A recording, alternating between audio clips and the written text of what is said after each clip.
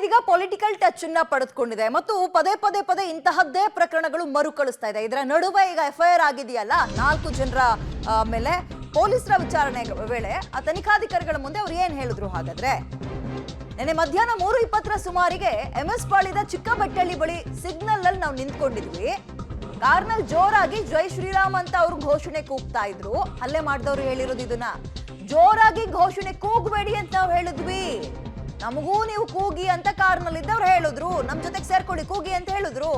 ಪ್ರತಿಯಾಗಿ ನಮ್ಮ ದೇವರ ಘೋಷಣೆ ಕೂಗುದ್ವಿ ನಾವು ಅಂತ ಆರೋಪಿಗಳು ಒಪ್ಕೊಂಡಿದ್ದಾರೆ. ಈಗ ಪ್ರತ್ಯಕ್ಷದರ್ಶಿಗಳಿಂದ ಮಾಹಿತಿನ ಪಡೆಯೋಕೆ ಸದ್ಯ ಪೊಲೀಸರು ಮುಂದಾಗಿದ್ದಾರೆ. ಹಲ್ಲೆ ಮಾಡಿದವರಲ್ಲ ಅವ್ರು ಹೇಳ್ತಾ ಇರುವಂತದ್ದು ಏನಪ್ಪಾ ಅಂತ ಹೇಳಿದ್ರೆ, 3:20ರ ಸುಮಾರಿಗೆ MS ಪಾಳ್ಯದ ಚಿಕ್ಕಬೆಟ್ಟಳ್ಳಿ ಬಳಿ ಸಿಗ್ನಲ್ ಅಲ್ಲಿ ನಾವು ನಿಂತ್ಕೊಂಡಿದ್ವಿ. ಕಾರ್ನಲ್ಲಿ ಇವರು ಜೈ ಶ್ರೀರಾಮ್ ಅಂತ ಜೋರಾಗಿ ಘೋಷಣೆ ಕೂಗ್ತಾ ಇದ್ರು. ನಾವು ಅಷ್ಟು ಜೋರಾಗಿ ಕೂಗಬೇಡಿ ಅಂದಿದ್ದಕ್ಕೆ ಇಷ್ಟೆಲ್ಲ ಆಯ್ತು ಅಂತ. ಹೆಚ್ಚಿನ ಡೀಟೇಲ್ಸ್ ನಮ್ಮ ಪ್ರತಿನಿಧಿ ನಾಗೇಶ್ ನೀಡ್ತಾರೆ. ನಾಗೇಶ್, ಇದೀಗ ಹಲ್ಲೆಗೊಳಗಾದವ್ರು ಹೇಳ್ತಾ ಇರೋದೊಂದು, ಹಲ್ಲೆ ಮಾಡಿದವ್ರು ಹೇಳ್ತಾ ಇರುವಂತದ್ದೊಂದು, ತನಿಖೆ ಇಲ್ಲಿ ತನಕ ಬಂದಿದೆ.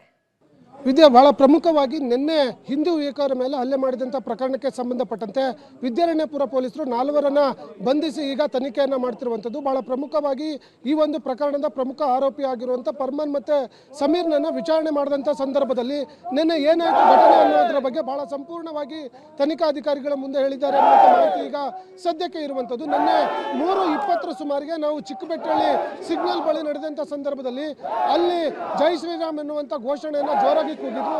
ಆ ಒಂದು ಸಂದರ್ಭದಲ್ಲಿ ನಾವು ಪ್ರಶ್ನೆ ಮಾಡಿದ್ವಿ. ಆ ವೇಳೆ ನಮಗೂ ಕೂಡ ಜೈ ಶ್ರೀರಾಮ್ ಅಂತ ಕೂಗಿ ನೀವು ಅನ್ನುವಂಥ ಮಾತನ್ನ ಹೇಳಿದ್ರು.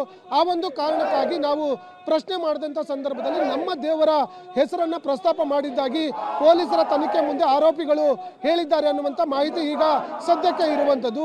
ಹಾಗಾಗಿ ಆರೋಪಿಗಳ ಹೇಳಿಕೆ ಅಷ್ಟಕ್ಕೆ ಸುಮ್ಮನಾಗದಂಥ ಪೊಲೀಸರು ಪ್ರತ್ಯಕ್ಷದರ್ಶಿಗಳ ಮಾಹಿತಿಯನ್ನು ಪಡೆದುಕೊಂಡು ತನಿಖೆಯನ್ನು ಮಾಡಲಿಕ್ಕೆ ಸದ್ಯ ಮುಂದಾಗಿರುವಂಥದ್ದು. ಸದ್ಯ ಪೊಲೀಸರು ಬಂಧನ ಮಾಡಿರುವಂಥ ಆರೋಪಿಗಳೇನಿದ್ದಾರೆ ಅವರು ಈ ಒಂದು ಆರೋಪಿಗಳಲ್ಲ, ಬೇರೆ ಯಾರು ಚೇಂಜ್ ಮಾಡ್ಕೊಂಡ್ಬಂದು ಹಲ್ಲೆ ಮಾಡಿದ್ದಾರೆ ಅವರನ್ನು ಬಂಧಿಸಬೇಕು ಅನ್ನುವಂಥ ನಿಟ್ಟಿನಲ್ಲಿ ಈಗ BJP ಕಾರ್ಯಕರ್ತರು ವಿದ್ಯಾರಣ್ಯಪುರ ಪೊಲೀಸ್ ಠಾಣೆ ಬಳಿ ಭಾಳ ದೊಡ್ಡ ಮಟ್ಟದಲ್ಲಿ ಪ್ರತಿಭಟನೆಯನ್ನು ಮಾಡ್ತಿರುವಂಥದ್ದು.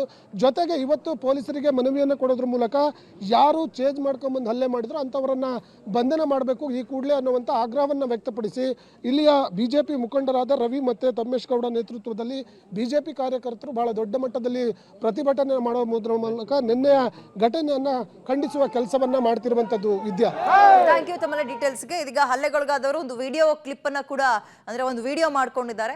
ಅದು ಪ್ರಕರಣದ ಪ್ರಮುಖ ಸಾಕ್ಷಿಯಾಗಿ ಪರಿಗಣಿಸ್ತಾರೆ ಪೊಲೀಸರು.